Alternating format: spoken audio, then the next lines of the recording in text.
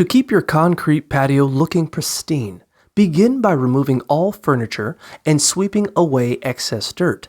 A good rinse with a garden hose can often be enough, but for more stubborn stains, mix equal parts distilled white vinegar and warm water, or use a solution of bleach and water. 1 part bleach to 3 parts water.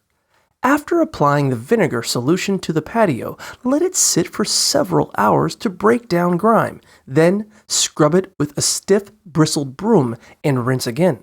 For tougher stains, consider using a high-powered pressure washer, ensuring proper drainage to avoid standing water. Regular maintenance is key, so aim to clean your patio at least once or twice a year to prevent buildup and potential structural damage.